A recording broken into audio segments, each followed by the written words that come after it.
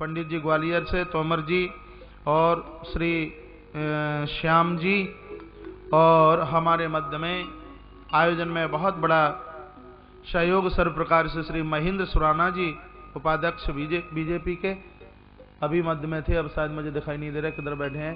व्यासपीठ से भी उनका बहुत आदर है, बहुत मान है, बहुत सम्मान है। भैया गुड्डू भैया, शिव जायसवाल जी, और हमारे मध्य में बैयर से श्री एस शिवंकर जी, उनका आयोजन में बहुत बड़ा सहयोग भी है, परिसर में बैठे हैं। व्यासपीठ से उनका बहुत स्वागत सम्मान है। हमारे मध्य में भैया श्री संयोग कोचर जी, व्यासपीठ से उनका बहुत आदर, बहुत सम्मान। दिलीप जी चौरसिया जी, भैया सत्यनारायण जी भूरू, और जो पीछे पूरे शिवलिंग पंडाल की व्यवस्था में लगे हुए हैं भैया कैलाश अग्रवाल जी, भैया नागरमल जी अग्रवाल जी, भैया हितेश अग्रवाल जी, और भैया भानु अग्रवाल, भैया विनोद अग्रवाल जी के साथ में पूरा परिवार।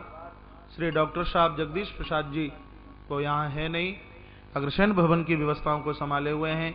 लाल बर्रा से माता विद्या देवी अग्रवाल, जो कैलाश भैया अग्रवाल की माता जी हैं, परिसर में उनका भी बहुत मान है, बहुत सम्मान है। जो बाहर से हमारे मेहमान चल करके आए हैं, श्री रामदास जी स्वर्णकार, डॉक्टर साहब उमाशंकर जी, भैया हरिशंकर जी, उत्तर प्रदेश जालौन से, व्यासपीठ से उनका बहुत आदर सम्मान।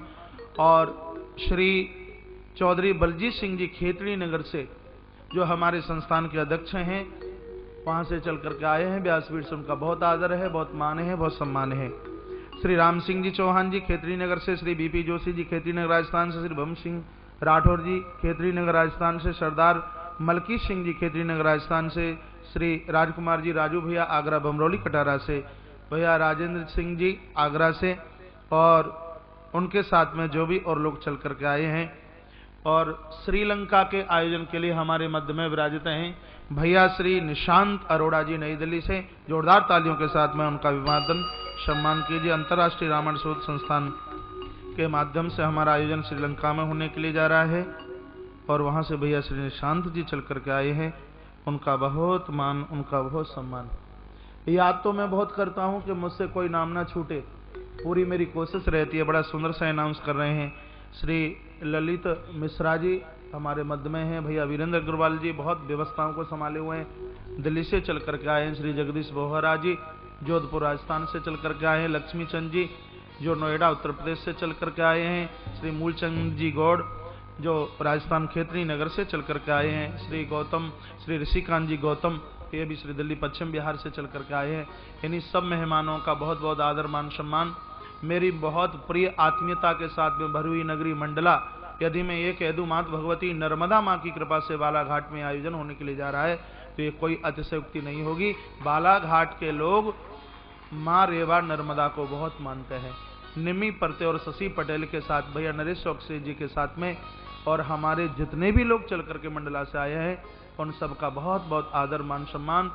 श्री सुभाष जी चौबे और श्री बिदौलिया जी गिरजाशंकर जी, भैया राम कुमार जी भदौरिया जी के साथ में, उन सब लोगों का व्यासपीठ से बहुत बहुत आदर है, बहुत बहुत सम्मान है। भैया मोनू पांडे, भैया ललित जी पारदी जी, भैया वैभव कश्यप जी, ये सब लोग इस आयोजन में इतनी जोर से जुड़े हुए हैं, जितनी प्रशंसा की जाए उतनी कम है। भैया सोना और भी मेरे अपने बहुत सब लोग अपनी सर्व प्रकार की व्यवस्थाएं संभाले हुए हैं। नीलू भैया के साथ में, भैया अतुल शुक्ला जी के साथ में पूरा तुलसी विश्व परिवार, यहाँ की शाखा पूरी की पूरी जुड़ी हुई है। बहुत संगठन इस नगर के जुड़े हुए हैं। श्री बलराम जी ठाकरे मध्य में बैठे हुए हैं। ऐसे बहुत से नाम हैं। व्यासपीठ से मैं उन सब का बहुत आदर करता हूँ, बहुत मान करता हूँ, बहुत सम्मान करता हूँ। आपके हृदय में बैठे हुए मैं अपने प्रभु परमात्मा के दर्शन करते हुए आपकी आस्था और आपकी भावना को एक बार नहीं करोड़ों करोड़ों बार प्रणम्य भाव से, उसी प्रकार से मुझे और आपको अपने परमात्मा से मिलने की दौड़ में कोशिश में रहना चाहिए। आप नल की टोंटी खोलते हैं, आप हेड पंप चलाते हैं, बराबर देखते हैं कि पानी उसका नीचे ही गिरता है, ऊपर नहीं जाता है, क्योंकि नल के पानी को पता है कि मैं जहां से बिछड़ा हूं वो सागर नीचे है। जैसे पानी पानी से मिलता है, उसी प्रकार से मुझे और आपको परमात्मा के चरणों से मिलने की कोशिश में होना चाहिए। इसी संदर्भ में कल आप बड़ा सुंदर सा चरित्र मानस के माध्यम से श्रवण कर रहे थे श्री केवट का। केवट जैसा समर्पित भक्त जिसने 3 चीजों को अपने जीवन में जीता है, केवट की जिंदगी में काम नहीं है, केवट के जीवन में क्रोध नहीं है और केवट के जीवन में लोभ भी नहीं है। और ये कल मैंने निवेदन किया था आपके बीच में, काठ की नाव स्त्री बने इससे भयभीत है केवट, इसका मतलब है कामी नहीं है। लखनलाल क्रोध करे और केवट मुस्कुराता है, इसका मतलब है क्रोधी भी नहीं है। और भगवान से कहता है नाथन उतराई चाहो आपको पार उतार दूंगा, लेकिन आपसे उतराई के रूप में अधेला भी नहीं हिलूंगा। तो इसका मतलब यह है कि केवट के अंदर किसी भी प्रकार का लोभ भी नहीं है। भगवान कहते हैं कि मैं उसी की हृदय रूपी नौका में आकर के बैठता हूं जिसके जीवन में काम, क्रोध और लोभ एक किंचित मात्र भी देखने के लिए नहीं मिलते। इसलिए केवट की नौका में भगवान सीताराम सरकार आके बैठे। अकेले राम ही नहीं बैठे, साथ में लखन और माता जानकी भी। जिंदगी केवट जैसी बनती है तो विचारों के धनी प्रभु राम, चरित्रों के धनी प्रभु राम, राम जैसा चरित्र नहीं हो सकता। चरित्र के धनी प्रभु श्री राम, विचारों के धनी प्रभु श्री राम, मर्यादा के धनी प्रभु श्री राम, शांति की प्रतीक में माता जानकी और समर्पण के प्रतीक में श्री लखनलाल। ध्यान से सुनना बात को, कामना नहीं है, क्रोधता नहीं है, लोभता नहीं है, तो हम विचारवान बनेंगे। शांति रूपी सीता और समर्पण के प्रतीक लखनलाल हमारी और आपके हृदय रूपी नौका में आकर के बैठ जाएंगे। केवट ने भगवान को पार उतारा। उतराई देने के लिए प्रभु के पास में कुछ भी नहीं था। माता जानकी की तरफ भगवान ने देखा है, लिखा है पिय हिय की सिय जानन हारी मैं, मन मुदरी मन मुदित उतारी। पति के हृदय की बात को भगवती जानकी ने समझा और अपनी अंगूठी उतार करके भगवान के हाथ में दी। उतराई के रूप में भगवान देना चाहते हैं केवट को। केवट की आंखें भर आई, केवट रो पड़ा, कहा सरकार अनाथ को आज आपने सनाथ कर दिया। यूं तो मैं मजदूरी बहुत लंबे समय से कर रहा था, लेकिन उसका महीताना तो मुझे आज पहली बार मिला है। भगवान अब बस मैं आपसे ये सब कुछ नहीं चाहता। केवट बोल उठा, प्रभु आज मुझे क्या नहीं मिला? नाथ आजो मैं कहा न पावा, नाथ आजो मैं कहा न पावा, नाथ आजो मैं कहा न पावा, नाथ आजो मैं कहा न पावा। मिटे दोष दुख दारिद दावा, मिटे दोष दुख दारिद दावा, नाथ आजो मैं कहा न पावा, नाथ आजो मैं कहा न पावा, नाथ आजो मैं कहा न पावा। बहुत काल में कीन मजूरी, बहुत काल में कीन मजूरी, आज दीन विधि बने भली भूरी, आज दीन विधि बने भली भूरी। महाराज मजूरी तो लंबे समय से कर रहा था, परमात्मा आज आपने कृपा करके मेरे ऊपर अपनी दिव्य कृपा करके आज अनाथ को सनाथ कर दिया। भगवान कुछ नहीं चाहता। भगवान ने कहा कि मेहताना नहीं है, बहुत ज्यादा खुश हूं, इसलिए एक छोटा सा पारितोषिक कह ले लीजिए। तो केवट ने नौता दे दिया फिर के लिए।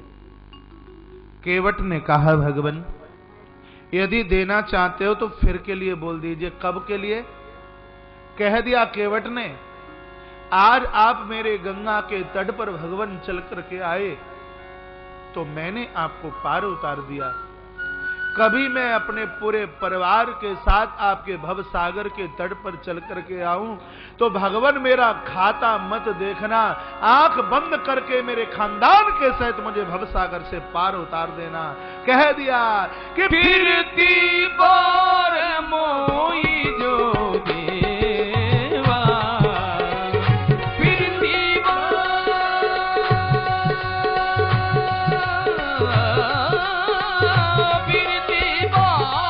मोई जो देवा, तो प्रसाद में सिर धर लेवा, तो प्रसाद में सिर धर लेवा, तो प्रसाद में सिर धर लेवा। फिर के लिए बोल दिया। भगवान अवध की तरफ मुंह करके रो रहे हैं। लखनलाल ने पूछा कि प्रभु आंख में आंसू क्यों है?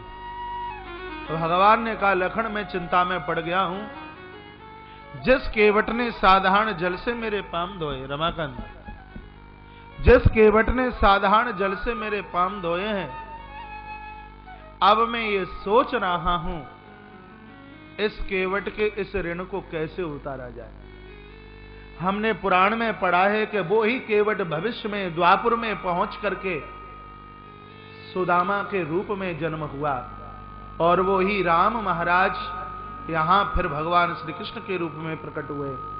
जिस केवट ने साधारण जल से भगवान के चरणों को धोया, वो ही प्रभु राम कृष्ण बनकर अपने प्रेमाश्रुओं के द्वारा, आंखों के जल के द्वारा महाराज बने हुए केवट जो सुदामा बने हैं, उनके चरणों का प्रक्षालन किया। भागवत के माध्यम से आपने कई बार सुना है, पानी परातों को हाथ छुओ नहीं, नैनन के जल सु पग धोए। देखी सुदामा की दीन दशा, करुणा करके करुणा निधि रोए, और पानी परातों को हाथ छुओ नहीं, नैनन के जल सु पग धोए। भगवान कभी किसी का ऋण, भगवान कभी किसी का कर्जा नहीं रखते। केवट से विदाई प्रभु लेते हैं। मैया जानकी ने गंगा का पूजन किया। गंग वचन सुन मंगल मूला, हे गंगा माता, मैं देवर के सहित सकुशल चल के आऊं तो द्वारा से तुम्हारा पूजन मैं करूंगी।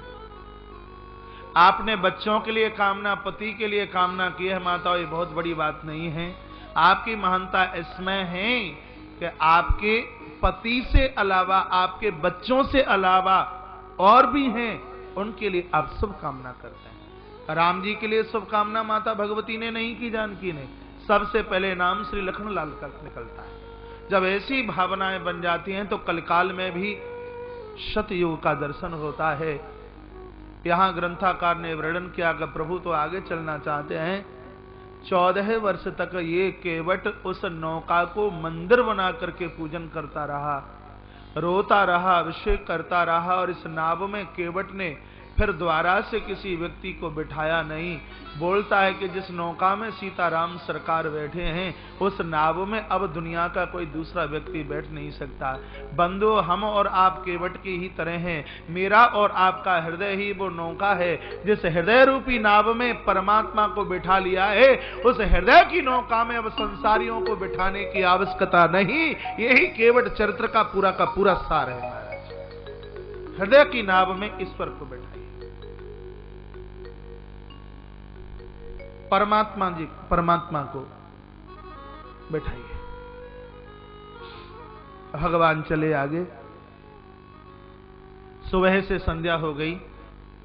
माता जानकी तो इतनी थक गई, और माता जानकी ने कहा, हे आर्य, अभी ये बताओ कितना और चलना है। आप एकाग्र भाव से कथा सुने तो मुझे आनंद आएगा। मैं कथा में कहता हूं कि मुझे आनंद आएगा तो कथा में आपको आनंद आएगा, और मुझे कथा में आनंद नहीं आएगा तो इस कथा में आपको आनंद नहीं आ सकता। मुझे आनंद आए इसके लिए आप एकाग्रचित्त होकर के बैठिए। ये मोबाइल आपको कथा सुनने नहीं देगा। 2 घंटे के लिए जितनी देर तक बैठे हैं, ये मोबाइल बिल्कुल स्विच ऑफ कर दीजिए। सेठिया जी के मोबाइल पर मेरी निगाह पहुंच गई। ऐसे बहुत से लोग हैं एक आध घंटे के लिए इसको बंद कर दीजिए। हे आर्य, अभी कितना और चलना है? राम जी की आंखें भर आईं और कहा, जानकी अभी तो यात्रा भी नहीं शुरू हो पाई, 14 वर्ष तक बस चलना ही है, चलना ही है, चलना ही है। कांटे पांव में गड़ गए, चला नहीं जाता। माता जानकी ने कहा, प्रभु प्यास लगी है, जल की व्यवस्था की जाए। श्री लखनलाल को जल के लिए भेजा गया है। प्रभु एक वृक्ष के नीचे बैठे हैं। राम जी ने कहा, सीते मेरे भी पांव में कांटे इतने गड़ गए हैं, निकालने की कोशिश करता हूं लेकिन ये कांटे निकलते नहीं। माता जानकी कहती है, मैं हाथ जोड़ करके कहती हूं ये कांटे निकलने भी नहीं चाहिए। यदि पांव से कांटे निकल गए तो सरकार तुम्हारी बदनामी हो जाएगी। राम जी ने पूछा, सो कैसे? जानकी ने कहा, सरकार आपका मैं एक नाम रखती हूं यहां, आपका नाम है करुणा निधान। आपके चरणों में जो आया है उसके ऊपर आपने करुणा की है। आपके चरणों में जो आया उसको आपने ठुकराया नहीं, उसको आपने स्वीकार किया। और ये कांटे आपके चरणों में चल के आए हैं, आपने ठुकरा दिया तो आपकी बदनामी हो जाएगी। प्रभु राम ने संकल्प किया, जानकी 11,000 वर्ष तक जब तक मैं इस धरती पर रहूंगा ये कांटे मेरे पांव में ही चुभे रहेंगे, मैं इन कांटों को निकालूंगा नहीं। जब तक मेरे भगवान इस धराधाम पर रहे तब तक वो वन के कांटे प्रभु राम के चरणों में लगे रहे। ठाकुर जी ने अपने चरणों से कांटों को अलग नहीं किया। कष्ट देने वाले कांटे भी भगवान के चरणों में शरण लेकर भगवान उन्हें कंठ से लगाते हैं। तो हम और आप तो महान शान हैं, इस दरबार में जाएंगे तो भगवान कृपा नहीं करेंगे? निश्चित रूप से इस दरबार से बड़ा दुनिया का कोई दरबार नहीं हो सकता। इस दरबार को पहचानिए, पहचानिए प्रभु। तत्पश्चात माता जानकी की दृष्टि ऊपर के वृक्ष के ऊपर पड़ी है।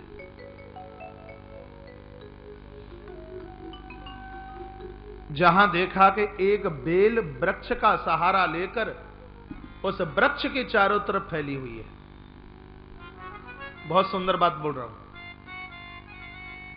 कभी कभी तो हम अपनी बड़ाई अपने मुंह से ही कर लेते हैं, अपने ही मुंह से कह दिया बड़ी सुंदर बात बोल रहा हूं, भले ही वो आपको सुंदर न लगे लेकिन हमने बोल दिया बड़ी सुंदर बात बोल रहा हूं। इस सुंदर बात इसलिए बोल रहा हूं क्योंकि ये बात मेरी नहीं है, ये बात भगवान की है और भगवान का तो सब कुछ सुंदर ही होता है। ये बात ठाकुर जी की। आप ताली तो बजाते हो लेकिन कंजूसाई की तरह। भैया पवन जी की तरह ताली बजाया करो। मार साहब राजस्थान की शिमला से पधारे इतने भाव से, और मुझे लगता है इस पंडाल में सबसे ज्यादा शिवलिंग रुद्री का निर्माण कर रहे हैं।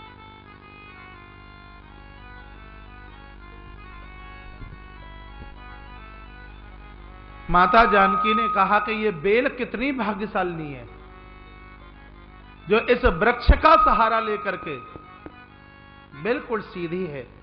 यदि वृक्ष का सहारा न इसको मिलता होता तो ये नीचे ही पड़ी रहती। राम जी ने कहा, सीते ये बेल भाग्यशाली नहीं, ये वृक्ष कितना भाग्यशाली है। ये सूखा सा पेड़ इस बेल की वजह से हरा भरा नजर आ रहा है। जानकी ने कहा कि बेल भाग्यशाली है। बेल समझ रहे हैं आप? नहीं समझ पा रहे?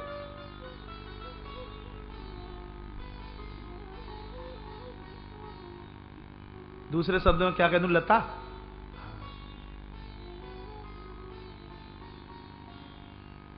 जानकी ने कहा कि लता भाग्यशाली है। राम जी ने कहा नहीं, वृक्ष भाग्यशाली है। अब इसका निर्णय कौन दे? इतने में लखनलाल जी सामने से चल के आए।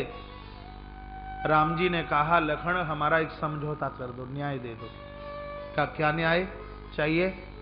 कहा, जानकी कहती है कि लता भाग्यशाली है जो वृक्ष का सहारा लेकर के खड़ी हो गई, और मैं कहता हूं कि वृक्ष भाग्यशाली है जो इस लता की वजह से हरा भरा नजर आ रहा है। जानकी मानने को तैयार नहीं है। अब हमारे निर्णायक तुम हो, बताइए कि इन दोनों में भाग्यशाली कौन है? लखनलाल ने कहा इन दोनों में भाग्यशाली कोई भी नहीं है। तो भाग्यशाली तो वो है कि जो भी कोई इन दोनों के नीचे बैठकर अपनी धूप से शांति लेता है वो पथिक भाग्यशाली है। और वो पथिक कोई और नहीं, लखनलाल कहते हैं वो पथिक मैं ही हूं, मैं ही हूं। जानकी कहती है कि लता भाग्यशालिनी, यानी जानकी कहती है कि मैं बड़ी बड़ भागिनी हूं कि राम जैसे वृक्ष का सहारा लेकर के मैं खड़ी हुई हूं। राम जी कहते हैं नहीं, ये राम रूपी वृक्ष भाग्यशाली है, सो इस लता रूपी जानकी के द्वारा हरा भरा नजर आ रहा है। तब महाराज लखनलाल ने कहा तुम दोनों में से कोई भाग्यशाली नहीं, ये लखन जैसा पथिक भाग्यशाली है, दोनों का हाथ जिसके मस्तिष्क के ऊपर है। अब सीधे रामायण पढ़ोगे तो क्या समझ में आने वाला है, इसमें छिपा तो कुछ और ही है महाराज, उसको टटोलिए। इसका मतलब यह है कि हम और आप भाग्यशाली तब तक हैं जब तक सीताराम सरकार का वरदहस्त हमारे और आपके सिर के ऊपर है।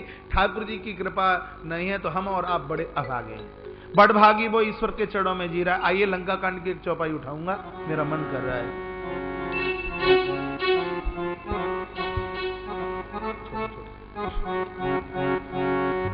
ताली बजाइए और हाथ ऊपर। आज तो चैन से नहीं बैठने दूंगा।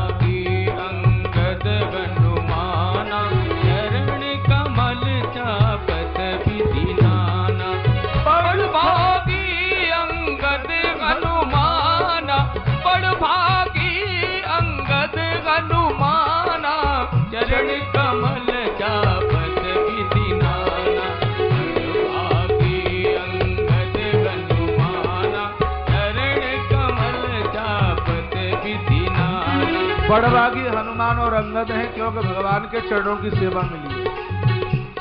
अभागा कौन है?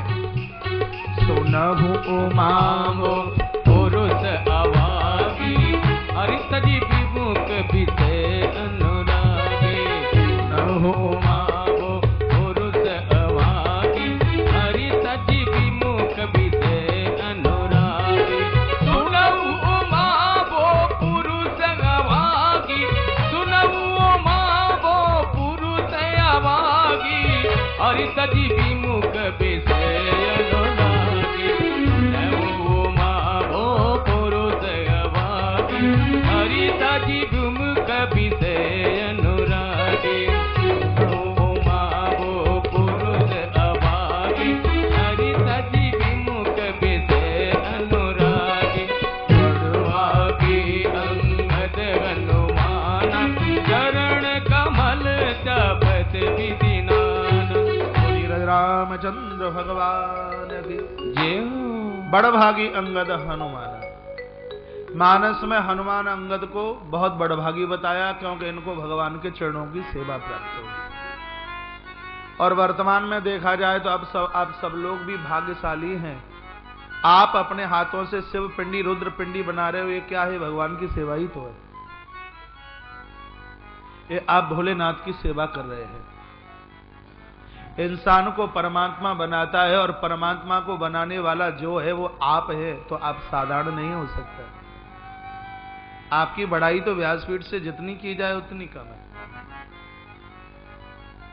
आयोजक लोगों को चिंता होती है कि 11 करोड़ शिवलिंग कैसे बनेंगे। श्री जगदीश प्रसाद बोहरा जी जोधपुर से बैठे हैं, जो कल शाम को मुझे परिसर में बोल रहे थे अपार भीड़ देख करके, महाराज जी ये 11 करोड़ शिवलिंग का संकल्प, ये मेरे हृदय के अंदर से आवाज आ रही है, यदि 21 करोड़ शिवलिंगों का संकल्प होता तो भी इस धरती में, बालाघाट की धरती पर पूरा हो जाता है। यहाँ के लोग इतने श्रद्धावान हैं। देखो बाहर से आए हुए हमारे महानुभाव, हमारे आगंतुक, हमारे भक्त लोग इस बात को बोल रहे हैं। बालाघाट के लिए एक बहुत बड़ी प्रसन्नता की बात होनी चाहिए। तुम्हारी खुशबू, तुम्हारा यश, तुम्हारा मान, तुम्हारा सम्मान देश के कोने कोने तक पहुंच रहा है। एक बार पुनः कहना चाहूंगा, सिर्फ हमारे पास में सिर्फ 5 दिन बचे हैं। हर घर का ताला डल जाए शिवलिंग रुद्र निर्माण के समय। प्रातः 5 बजे से लेकर के रात्रि 7:30 बजे तक लगातार शिवलिंग निर्माण हो रहा है। 1 सेकंड का भी गैप नहीं है, मिनट तो बहुत है। जितने आप पांडाल में हैं, आपसे ज्यादा इस समय पीछे शिवलिंग रुद्र पांडाल में बैठे होंगे। कथा बढ़िया हो गई, हमारा संकल्प नहीं है। हमारे गले में कितनी माला डले, ये हमारा संकल्प नहीं है बिल्कुल भी।